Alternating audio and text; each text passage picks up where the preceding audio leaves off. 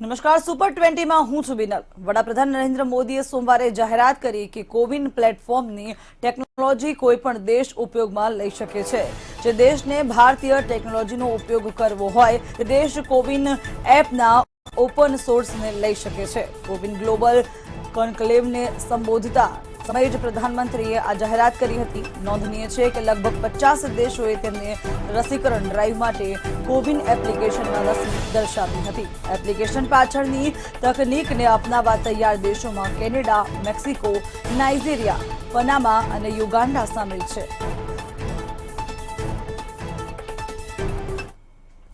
Vaccination is the best hope for humanity to emerge successfully from the pandemic. And right from the beginning, we in India decided to adopt a completely digital approach while planning our vaccination strategy.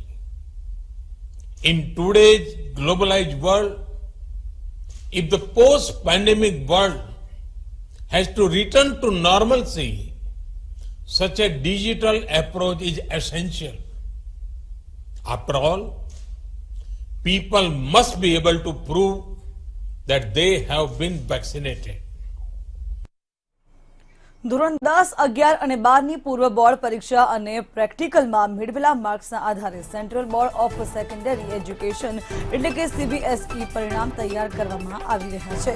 બીજી બાજુ જે વિદ્યાર્થીઓ ધોરણ 12ના પરિણામથી સંતુષ્ટ નથી તેમને વૈકલ્પિક પરીક્ષા આપવાની તક આપવામાં આવશે। કેન્દ્રીય શિક્ષણ પ્રધાન રમેશ પોખરિયાલે નિશંકે નિપુણ ભારત કાર્યક્રમ દરમિયાન જાહેરાત કરી હતી। હાલ CBSE અને ICSE બોર્ડ સુપ્રીમ કોર્ટને જણાવ્યું હતું કે તાજેતરમાં જ બનાવેલા માપદંડને આધારે પરિણામ તૈયાર કરવામાં આવી રહ્યા છે અને ધોરણ 12ની બોર્ડની પરીક્ષાનું પરિણામ 31 જુલાઈ સુધીમાં જાહેર કરી દેવામાં આવશે। मूलभूत साक्षरता एवं ज्ञान, जो संख्या का ज्ञान है, उसकी सार्वभौमिकता हर हालत में प्राप्त होनी चाहिए।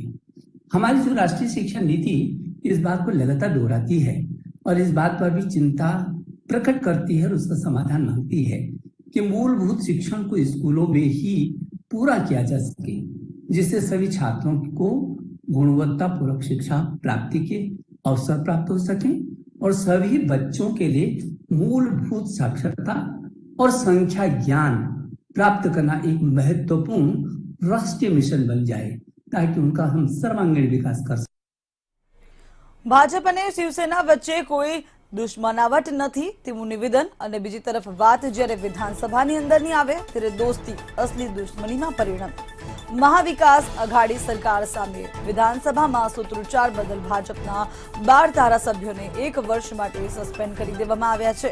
વિધાનસભાના ચોમાસુ સત્ર દરમિયાન ઓબીસી આરક્ષણ મુદ્દે સ્પીકરની ખુરશી પર વિરાજમાન ભાસ્કર જાદવ સાથે ગેરવર્તણૂક કરવાના આરોપસર ભારતીય જનતા પાર્ટીના 12 ધારાસભ્યોને સસ્પેન્ડ કરવામાં આવ્યા।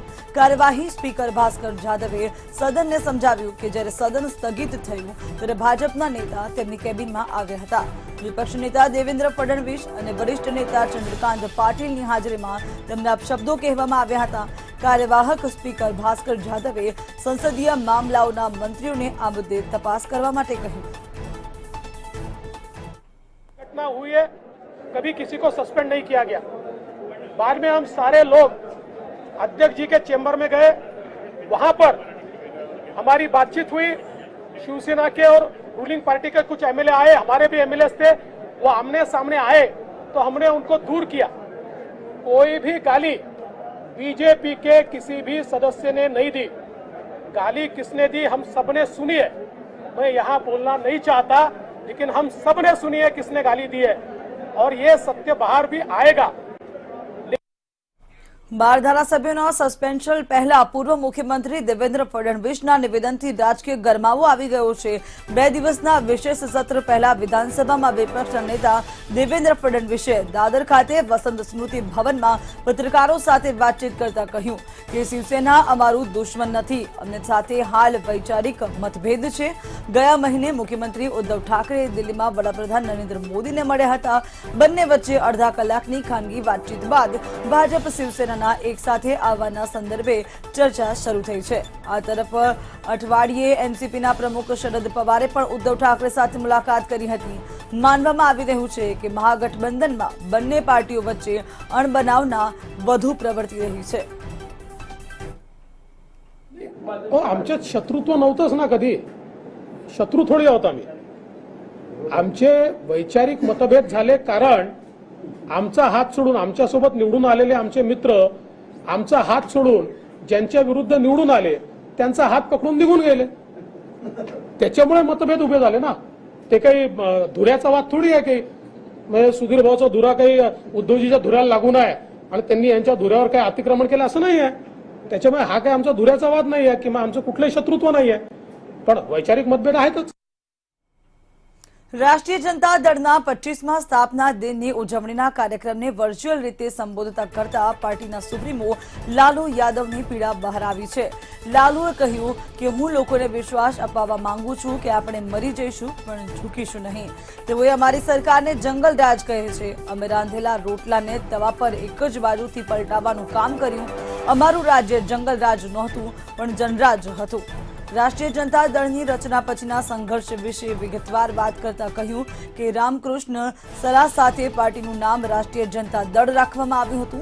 મોટા ભાગે પોતાની જ પાર્ટીના પોસ્ટર્સથી દૂર રહેનારા બિહારના પૂર્વ મુખ્યમંત્રી લાલુ પ્રસાદ યાદવ આ વખતે આ સમારોહના પોસ્ટરમાં પણ ખૂબ નજરે ચડી રહ્યા હતા. આ કાર્યક્રમના અનુસંધાને પટના ખાતે લાગેલા એક પોસ્ટરમાં લાલુ પ્રસાદ યાદવ, તેમના પત્ની રાબડી देवी અને દીકરો તેજસ્વી यादव જોવા મળ્યા હતા. जब जब तीनों चुनाव आया, ये लोकसभा का इधर और भी जो चुनाव था असेंबली का, हम तड़पते रह गए, हम बाहर नहीं आए. हमको इस बात का मलाल है. और तेजस्वी प्रसाद यादव, नेता विरोधी दल, इनसे बात होते रहती थी, लेकिन तेजस्वी ने कहा पापा चिंता मत करिए, आप घबराइए नहीं. ચિરાગ પાસવાને તેમના પિતાની જન્મ જયંતિ પર આશીર્વાદ યાત્રા શરૂ કરી છે. ગયા વર્ષે ઓક્ટોબરમાં લોક જનશક્તિ પાર્ટીના સ્થાપક રામવિલાસ પાસવાનનું અવસાન થયું હતું. તેમના પિતા રામવિલાસ પાસવાનની જન્મ જયંતિ નિમિત્તે આશીર્વાદ યાત્રા માત્ર શો ઓફ માટે નહીં પરંતુ લોકોનો આશીર્વાદ મેળવવા માટે શરૂ કરાઈ છે. છેલ્લા કેટલાક સમયથી ચિરાગ પાસવાન પાર્ટીના નિયંત્રણ માટે કાકા પશુપતિ કુમાર પારસ સાથે વિવાદમાં સામેલ છે. જોકે યાત્રાના પ્રારંભ દરમિયાન પાસવાન થોડા અલગ મૂડમાં દેખાયા હતા. પત્રકારો સાથેની વાતચીતમાં તેમણે કોઈ સ્ટોક નિવેદન ન આપ્યું. સ્ફોટક નિવેદન તેમણે નહોતું આપ્યું અને પ્રદેશના વિકાસની જ માત્ર વાત કરી હતી. हम लोग अपने देश के और खास तौर पर जिस प्रदेश से मैं आता हूं उसके इंफ्रास्ट्रक्चर को हम लोग बेहतर करें. स्वास्थ्य सेवाएं बेहतर हो, शिक्षा की प्रणाली बेहतर हो, जरूरी है इन चीजों पर काम करने की. तो हाँ, जो कहा गया है कि भैया जात पात धर्म मजहब से उठकर हम लोग को सोच रखनी चाहिए, बिल्कुल से उठकर सोच रखनी चाहिए. देश में हम लोग को 135 करोड़ जो देश की आबादी है उसकी हम लोग को चिंता करनी चाहिए और इसमें एक बहुत बड़ी आबादी गरीबी रेखा से नीचे की है. जब तक इस अमीरी और गरीबी की खाई को नहीं भरा जाएगा, एक तरफ जो अमीर अमीर होता जा रहा है, दूसरी तरफ जो गरीब गरीब होता जा रहा है और उस गरीब वर्ग में हर जात पात धर्म मजहब के लोग हैं. तो जब तक इस अमीरी गरीबी की खाई को हम लोग नहीं बांटेंगे, हम लोग जो एक विकसित भारत के निर्माण की हम लोग कल्पना करते हैं उसको सही मायने में हम लोग नहीं पा पाएंगे. પૂર્વ રાષ્ટ્રપતિ પ્રણવ મુખર્જીના પુત્ર અભિજીત મુખર્જી મમતા બેનર્જીની પાર્ટી તૃણમૂલ કોંગ્રેસમાં જોડાઈ ગયા છે. અભિજીત મુખર્જીએ વર્ષ 2012 અને 2014માં કોંગ્રેસની ટિકિટ પર બંગાળની જંગીપુર લોકસભા બેઠક પરથી ચૂંટણી લડી હતી. ત્યાંથી જીત પણ મેળવી હતી. વર્ષ 2019માં પણ કોંગ્રેસે તેમને આ બેઠક પરથી ટિકિટ આપી હતી પરંતુ તે જીતી શકવા નહોતા. આપને જણાવી દઈએ કે પશ્ચિમ બંગાળ વિધાનસભાની ચૂંટણીના પરિણામો બાદ ઘણા નેતાઓ ટીએમસીમાં જોડાઈ રહ્યા છે. તાજેતરમાં જ મુકુલ રોય ભાજપથી ટીએમસીમાંથી પાછા ફર્યા હતા અને હવે અભિજીત મુખર્જી ટીએમસીમાં જોડાતા કોંગ્રેસને મોટો ઝટકો પડ્યો છે.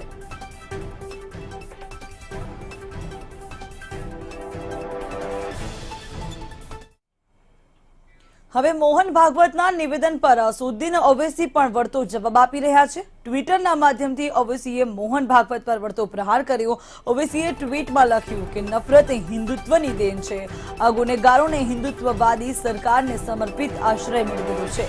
આરએસએસના ભાગવતે કહ્યું, લિન્ચિંગ કરનારા હિન્દુત્વ વિરોધી છે। આ ગુનેગારોને ગાય અને ભેંસ વચ્ચેનો તફાવત ખબર નહીં હોય, પરંતુ કતલ કરવા માટે જુનેદ, અખલાક, પહલુ, રકબ, અલીમુદ્દીનના નામ જ કાફી હતા। ઓવૈસીએ લખ્યું હતું કે આ નફરત હિન્દુત્વની દેન છે। આ ગુનેગારોએ હિન્દુત્વવાદી સરકારનો સમર્થિક આશ્રય મેળવેલો છે। કેન્દ્રીય મંત્રીના હાથે અલીમુદ્દીનના કાતિલોને ફૂલ આપવામાં આવે છે। અખલાકના હત્યારાની લાશ પર તિરંગો લગાવવામાં આવે છે।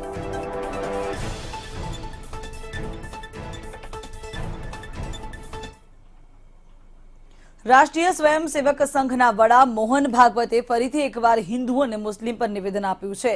આ નિવેદન બાદ દેશભરમાં તેમના નિવેદન પર ચર્ચાએ જોર પકડ્યું છે। ડોક્ટર ખ્વાજા ઇફ્તિકાર અહમદ દ્વારા લખાયેલા પુસ્તક the meetings of minds A bridging initiative પુસ્તકના લોકાર્પણ કાર્યક્રમને સંબોધન કરતી વખતે આરએસએસ પ્રમુખે જણાવ્યું હતું કે તમામ ભારતીયોના ડીએનએ એક જ છે। પછી ભલે તે ગમે તે ધર્મના લોકો હોય, હિન્દુ મુસ્લિમ એકતા ભ્રામક છે, કારણ કે તે અલગ નથી પરંતુ એક છે। હિન્દુ મુસ્લિમ એકતાની વાત ભ્રામક, બધા ભારતીયોનું ડીએનએ એક જ છે તે વાતનો તેમણે ઉલ્લેખ કર્યો હતો। આરએસએસ સંઘચાલક મોહન ભાગવતનું નિવેદન હતું, હિન્દુઓ અને મુસ્લિમો પહેલેથી જ એક જૂથ, મતોના રાજકારણમાં અમે નથી પડતા।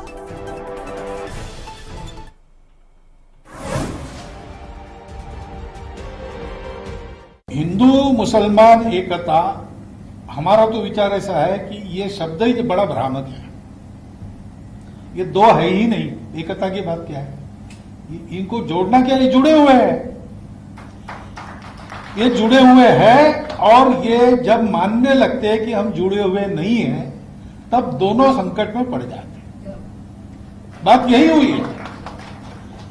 हम लोग अलग नहीं है क्योंकि हमारे देश में ये परंपरा नहीं है कि आपकी पूजा अलग है इसलिए आप अलग हैं। आपने कहा ना, आप निराकार की श्रद्धा रखते हैं, हम निराकार के साथ आकार की भी श्रद्धा रखते हैं। बात ऐसी है कि एक व्यक्ति के नाते मुझे मेरी श्रद्धा एक पर ही रखनी पड़ेगी, हिंदुओं में भी। अगर मैं निराकार मानता हूं तो मैं हिंदुओं के आकार भी नहीं मानूंगा। अब डेमोक्रेसी है, कोई हिंदू वर्चस्व की बात नहीं कर सकता, कोई मुस्लिम वर्चस्व की बात नहीं कर सकता। भारत वर्चस्व की बात सबको करनी चाहिए। हम जब कहते हैं हिंदुस्तान, हिंदू राष्ट्र, उसका मतलब यही होता है, क्योंकि हिंदू की हमारी व्याख्या तिलक लगाने वाला, स्नान करने वाला, ये पूजा करने वाला ऐसी नहीं है। जो भारत को अपनी मातृभूमि मानता है, जो भारत के पूर्वजों का विरासतदार है, संस्कृति का विरासतदार है, वो हिंदू है। મોહન ભાગવતે એક કાર્યક્રમમાં કહ્યું હતું કે તમામ ભારતીયોના ડીએનએ એક સરખા છે, પછી ભલે તે હિન્દુ હોય કે મુસ્લિમ। હવે તમામ નેતાઓની પ્રતિક્રિયાઓ આવી રહી છે। મોહન ભાગવતના નિવેદન પર પ્રતિક્રિયાઓ સામે આવી રહી છે। આ દરમિયાન એનસીપી નેતા નવાબ મલિકે પણ મોહન ભાગવતના નિવેદનને આવકાર્યું છે। નવાબ મલિકે કહ્યું કે જે વ્યક્તિ એક સમયે વર્ણ પદ્ધતિમાં વિશ્વાસ કરતો હતો તે ધર્મની મર્યાદાઓ તોડવા માંગતો હોય તો તે સારી વાત છે। જો ભાગવતજી તેમનું હૃદય બદલી રહ્યા છે તો અમે તેમનું સ્વાગત કરીએ છીએ। अगर भागवत जी का हृदय बदल रहा है तो हम उसका स्वागत करते हैं, लेकिन संघ परिवार हमेशा से वर्ण व्यवस्था में विश्वास करने वाला संगठन है। गोलवरकर गुरुजी ये वर्ण व्यवस्था में विश्वास करने वाली नीति के जनक रहे हैं और हमेशा से संघ वर्ण व्यवस्था में विश्वास है। एक धर्म के भीतर भी अलग अलग व्यवस्थाएं हैं, इसका विश्वास रखने वाला संगठन अगर धर्म की हदों को तोड़ना चाहता है तो ये अच्छी बात है। હવે વાત કરીએ રિજનલ ખબરની, તો કોરોના કાળમાં લોકોને સરકાર દ્વારા અનાજ પહોંચાડવામાં આવી રહ્યું છે, ત્યારે એવામાં એનએફએસઈ કાર્ડ ધારકોમાં વધારો થયો છે। ગત એક જ વર્ષમાં રાજ્યમાં 15 લાખ ગરીબી રેખા હેઠળ જીવતા લોકોની સંખ્યામાં વધારો થયો છે। 2020માં NFSA કાર્ડ ધારકોની સંખ્યા 3.24 કરોડ હતી, જે હવે વધીને 3.41 કરોડ થઈ છે. કેન્દ્ર સરકાર દ્વારા સસ્તા અનાજની સ્કીમ ચાલુ કરાઈ છે, જેને 5 મહિના સુધી લંબાવવામાં આવી છે. તો દર મહિને ગરીબોને 3.5 કિલો ઘઉં અને 1.5 કિલો ચોખાનું વિતરણ કરવામાં આવે છે. એવામાં રાજ્યમાં NFS કાર્ડ ધારકોની સંખ્યામાં વધારો થયો છે. તો આ સાથે જ અનાજ પંજાબ અને હરિયાણાથી આવે છે, ત્યારે એવામાં સરકાર તેની ગુણવત્તાની તપાસ કરી રહી છે. क्वालिटी इंश्योर करने के लिए हमारे पास कोई भी स्टॉक भारतीय क्षेत्र से आता है, हमारे क्वालिटी कंट्रोल के ऑफिसर उसको चेक करते हैं. कोई भी अनाज स्पेसिफिकेशन नहीं होता है उसको रिजेक्ट किया जाता है, कंप्लेन लॉन्च किया जाता है. इसके अतिरिक्त चूंकि 2-tier सिस्टम डिस्ट्रीब्यूशन का FCA से डिस्ट्रीब्यूट करेंगे स्टेट गवर्नमेंट एजेंसी को, वो डिस्ट्रीब्यूट करेंगे FPS को. चूंकि 2-tier सिस्टम है, सेकेंड टियर में भी कोई गड़बड़ ना हो उसको इंश्योर करने के लिए हमने गुजरात गवर्नमेंट के साथ टाई अप करके एक इंडिपेंडेंट एजेंसी को कनेक्ट किया, जो कि food research and quality Gandhinagar में है. તાપીમાં હિન્દુસ્તાન ઝીંક કંપનીના વિરોધ વચ્ચે ડોસવાડ ખાતે પ્રદૂષણ નિયંત્રણ બોર્ડ દ્વારા લોક સુનાવણી મોકૂફ રાખવામાં આવી. જિલ્લાભરમાંથી આદિવાસી સમાજ દ્વારા ઝીંક કંપનીનો વિરોધ કરવામાં આવી રહ્યો છે, ત્યારે સુનાવણી મોકૂફ રખાયા બાદ વિરોધકર્તાઓ વિફર્યા હતા. લોકોએ પોલીસની ગાડીઓ પર પથ્થરમારો કરતા પોલીસ ભાગી. બેકાબુ લોકટોળા પર પોલીસ દ્વારા ટીયર ગેસ છોડાયા.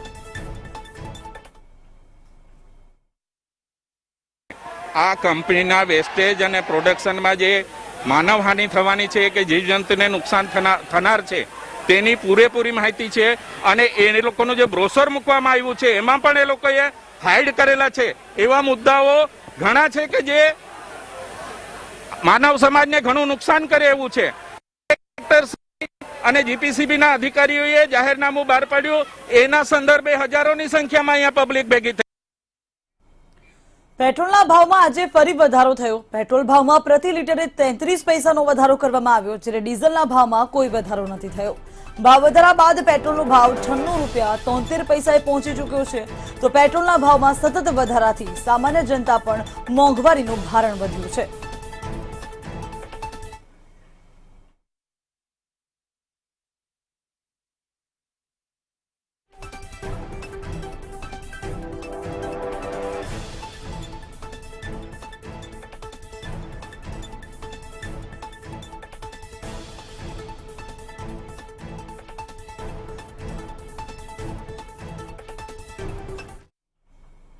તાઉતે વાવાઝોડા બાદ સરકાર દ્વારા યોગ્ય વળતર ન મળતા કિસાન સંઘે સીએમને પત્ર લખ્યો છે. આ મુદ્દે અમિત ચાવડાએ નિવેદન આપતા જણાવ્યું કે સરકાર ફક્ત જાહેરાતો કરે છે, કામગીરી સરકાર દ્વારા નથી કરાતી. ચાવડાએ વધુમાં જણાવ્યું હતું કે સાયક્લોન વખતે અમે કહ્યું હતું કે ખેતી સહિત અનેક ક્ષેત્રમાં વ્યાપક નુકસાન થયું છે. આજે લોકોને ખરેખર મદદની જરૂર છે, ત્યારે સરકાર માત્ર જાહેરાત કરી સંતોષ માને છે.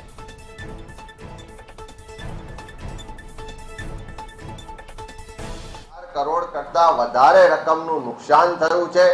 અનેક લોકોને આવનારા વર્ષો સુધી ફરી ઊભા ના થઈ શકે એવું નુકસાન થયું છે. ખેતીની સાથે સાથે ધંધા વેપારને પણ નુકસાન થયું છે. આ તમામ લોકોને જે મદદ કરવી જોઈએ એ ભારતીય જનતા પાર્ટીની સરકારમાં ઈચ્છા શક્તિનો અભાવ હોવાને કારણે આ પેકેજો ફક્ત જાહેરાતના સ્વરૂપમાં રહી જાય છે. લોકોને ખરા અર્થમાં મદદ મળતી નથી.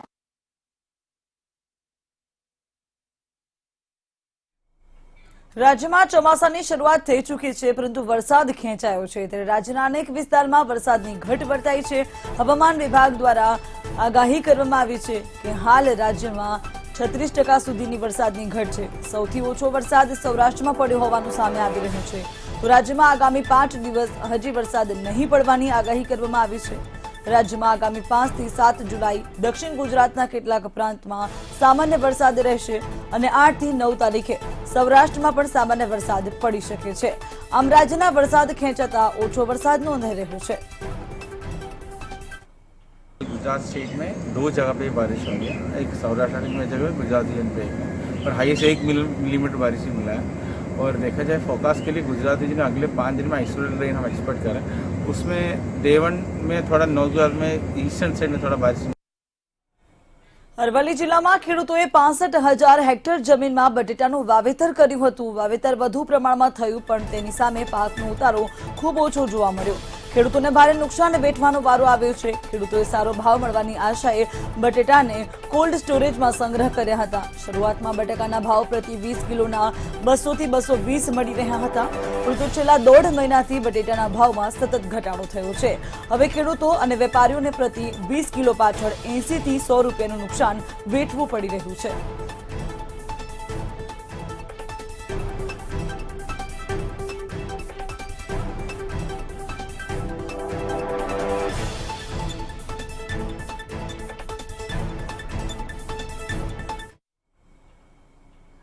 કચ્છમાં નર્મદાનું વધારાનું 1 મિલિયન એકર ફીટ પાણી પહોંચાડવાનો રાજ્ય સરકારે નિર્ણય કર્યો છે। નર્મદાના પૂરના વધારાના પાણીમાંથી કચ્છને 1 મિલિયન એકર ફીટ પાણી આપવામાં આવશે। 3475 કરોડના કામો હાથ ધરવા પર સૈદ્ધાંતિક મંજૂરી અપાઈ છે। સાથે જ ફેઝ 1 હેઠળ 3475 કરોડ રૂપિયાના અંદાજિત કામો ઝડપથી કરવા માટે પણ જળ સંપત્તિ વિભાગને સૂચના અપાઈ છે। કચ્છ જિલ્લાના રાપર, અંજાર, મુન્દ્રા, માંડવી, ભુજ અને નખત્રાણા એમ 6 તાલુકાના 96 ગામોની 2,35,000 એકર જમીનને નર્મદાના પાણીની સુવિધા મળશે। ઉપરાંત 3,80,000 લોકોને પાણીનો લાભ મળશે। આ યોજના અંતર્ગત કચ્છના સરણ જળાશય સહિતના 38 જળાશયોમાં નર્મદાનું પાણી ભરવામાં આવશે। કચ્છના ચેકડેમ અને તળાવોને પણ ભરવામાં આવશે।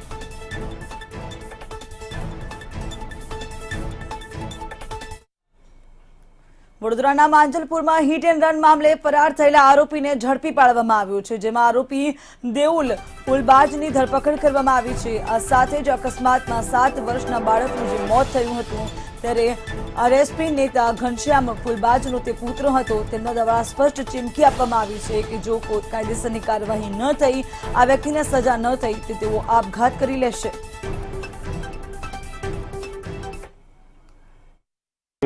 અલવા નાકા તરફ જતો હતો, એ દરમિયાન ડિવાઈડર પર એણે જીપ ચડાવી દીધેલી અને એ જીપ એનાથી નીકળી નહીં શકી એટલે જીપ ત્યાં છોડી અને નીકળી ગયેલો, જે આધારે ગુનો દાખલ કરવામાં આવેલો અને એની તપાસ માંજલપુર પોલીસ ટીમ તેમજ અલગ અલગ ટીમો બનાવી અને સરસપુર મંદિર ખાતે આજે ભગવાન જગન્નાથનું મામેરું ભરાયું હતું। આ વર્ષે મહારાષ્ટ્રના પહેરવેશ પ્રમાણે બહેન સુભદ્રાજી, ભાઈ બલભદ્ર અને ભગવાન જગન્નાથના વાઘા તૈયાર કરવામાં આવ્યા છે। આ વખતે સરસપુરના રહેવાસી મહેશ ઠાકોરને તેના પરિવારને સરસપુરની અંદર ભગવાનનું મામેરું ભરવાનો લાહવો મળ્યો છે। હાલ આંગણી તડામાર તૈયારીઓ ચાલી રહી છે। જોકે બીજી બાજુ અષાઢી બીજના દિવસે નીકળનારી 144મી રથયાત્રાને લઈને પોલીસ દ્વારા પણ સુરક્ષાની દ્રષ્ટિએ તમામ તૈયારીઓ કરાઈ રહી છે।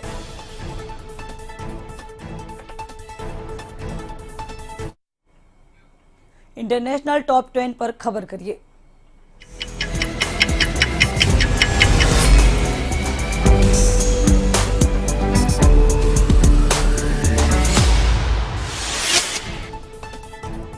सीडीसीए આપેલા તાજા આંકડા મુજબ અમેરિકામાં 33 કરોડથી વધુ વેક્સિન ડોઝ અપાઈ ચૂક્યા છે, જે ભારત બાદ સૌથી વધુ છે।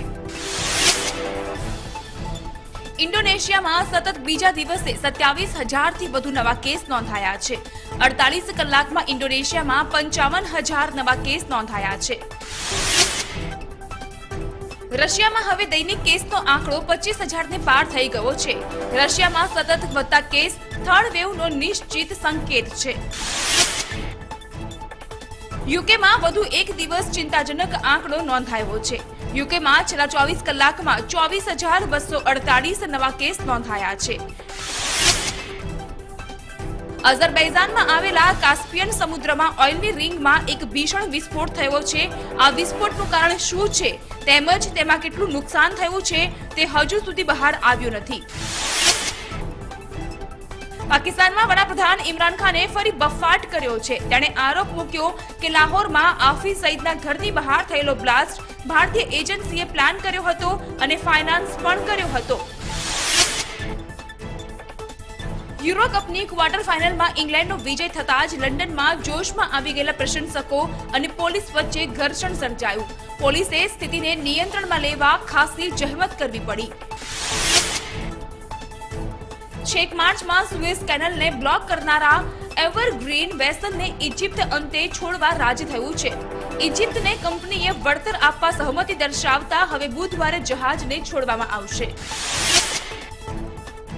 સિરિયાના ઓમર ઓઇલ ફિલ્ડમાં આવેલા અમેરિકન બેઝ પર 2 રોકેટથી હુમલો કરવામાં આવ્યો.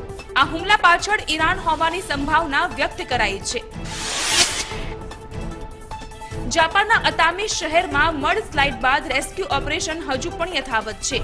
આ દુર્ઘટનામાં 20 લોકો લાપતા છે, જ્યારે કે 130 થી વધુ ઇમારતને નુકસાન પહોંચ્યું છે.